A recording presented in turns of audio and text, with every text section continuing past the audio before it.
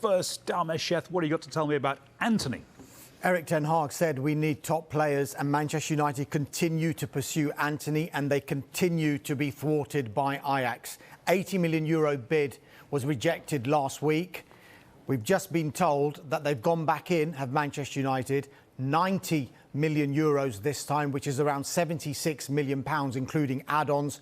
Again, Ajax want more money than that. You can kind of understand Ajax's position here. With 6 days to go in the transfer window, they can probably smell a bit of desperation from the Manchester United side. So why should they not try and raise it as far as they can, simply because they might be at a disadvantage as well? Yes, they'll have all of this money in the bank if they were to sell Antony to United, but how much time would they have to bring in a replacement?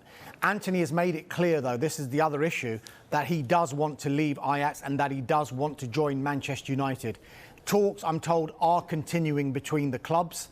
There is still a friendly relationship between the clubs. I don't know how long that's going to last if this carries on, but we think Ajax might be wanting to push to as much as €100 million to sell Antony to Manchester United. You can't really blame them with 6 days to go. They're going to try and get as much money as they can for what appears to be Manchester United's #1 target in the forward positions. Erik ten Hag has made it clear that they want top players. The top player that he wants to bring in is Antony. Still no agreement, because two bids, €80 million, €90 million, both rejected. These are staggering numbers we're talking about as far as Ajax are concerned. They're turning down €90 million. Their whole turnover in their last set of accounts was €120 million. And they're turning down €90 million. They've already had about £50 million from Manchester United this summer for Lisandro Martinez. So United offering to give them more than the whole club makes in a year. Now, all respect to Ajax, you know, one of the most famous, most successful clubs in the history of football. Of course, they have every right to say there's only a few days of the window left. We've known all summer you wanted Antony. We've told you what the price was. If you wanted him, you should have come in at the asking price much earlier, because that would have given us time to sign a replacement. But of course, Ajax have got a big problem on their hands as well, because the player is deeply unhappy. He's not training properly. We're not sure whether he's going to play for Ajax this weekend either. So I don't think it's a question of Ajax just saying, hands off the players, not for sale, he's not going anywhere, because they've got an unhappy player. Although, if the window closes and he hasn't got his move, he's just going to have to knuckle down and play for Ajax, because he's not going to have any other options. We're used to Ajax having to sell their best players. That's their business model in the summer. But they've got a Champions League group involving Liverpool and Napoli and Rangers coming up. Can I assume that in the background they're looking at how they might spend some of that kind of money if they sell Antony? I would think so, simply because they're still engaging in talks with Manchester United, and they're trying to get as much money from Manchester United. They're in a position now where they've got a player, as Carve mentioned there, who doesn't want to be at Ajax anymore. He's seen two huge bids come in at €80 million and €90 million.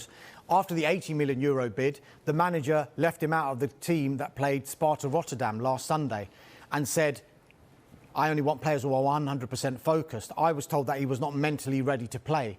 If you're looking at a week later and the bid's gone up by another €10 million and it's €90 million, I don't think that's going to change the mental state of Antony, because he's going to be thinking, how much more money is this going to take for me to be able to leave and get this move to Manchester United? He, though, must understand Ajax's predicament as well, simply because there's barely any time to bring in a replacement, and a suitable replacement of the likes of Antony, because they're obviously wanting to get as much money out of United because it's so late in the window, but he's a key player for them. Yeah. On the flip side, Antony, as soon as he knows United are interested and they're willing to put this much money up, there's a great relationship he has with Erik ten Hag. Erik ten Hag wants to reunite with him. He feels that he could be a key piece in that jigsaw with regard to the philosophy he wants to bring to the football club. I don't think we've heard the end of it yet. I don't think United are going to walk away just yet. This is just my feeling, only because the mantra has been the whole transfer window they'll be prepared to walk away from any deal if they feel they're not getting the right value for a particular player. but the right value for a particular player might change depending on the timing of the transfer window. So at the beginning of the transfer window, as Carve said, why didn't they just meet the asking price? Well, perhaps then they didn't feel 80 million euros was a realistic price, and so they went lower. But they also had Frankie de Jong much more as a realistic target. 100%. But the later it's gone on, and maybe the way that the season has started, yes, they had that great result against Liverpool. Erik ten Hag is probably thinking we need to start fixing the issues we've got in this squad. Can I just make 2 quick points? One, on Ajax, in a way, you have to admire what they're doing because this is a real David versus Goliath situation.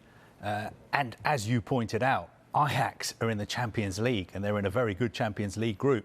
Manchester United are in the Europa League.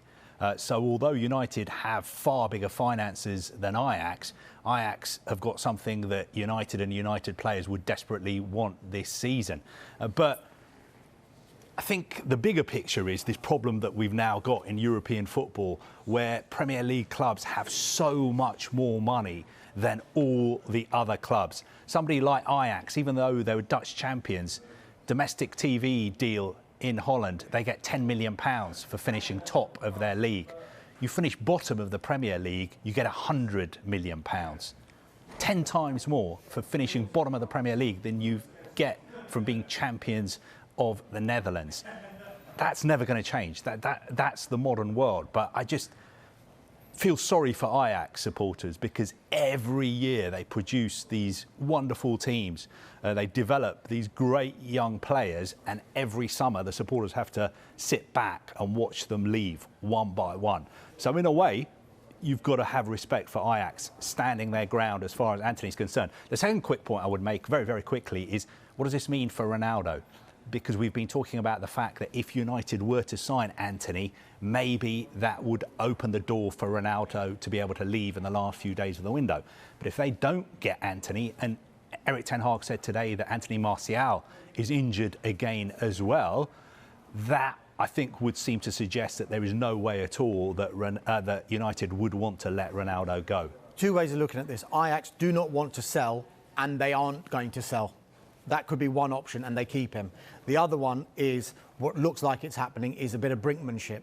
Yeah. Now, as Carve said, if he's still at the club after the transfer window, what kind of attitude is he going to have? This is a risk that Ajax are taking as well, because are they going to get this much money again for Antony? There's no guarantee that if he doesn't get this move and he's mentally not right and he's not playing as well as what this fee would command, then come next summer, if he does want to leave again, is he going to command 80, 90, 100 million euros? It's a decision that Ajax are going to have to make, but I just think it's come to a point because it's so late in the window. That's why Ajax are thinking we have got to be very careful here because, number one, we haven't got a replacement, but number two, what kind of attitude is Antony going to have? He's had an attitude in the last 2 weeks which would suggest he's not ready to play. What's going to happen if he stays here beyond the transfer window? Ajax have got to think about that as well. Well, what would happen if he stays there is he gets a higher class of European opposition because he gets a Champions League group that involves Liverpool and Rangers and Napoli. If he goes to Manchester United, he's playing against a team from Cyprus, a team from Moldova and Real Sociedad, with all due respect to everybody. In a way, he can't lose.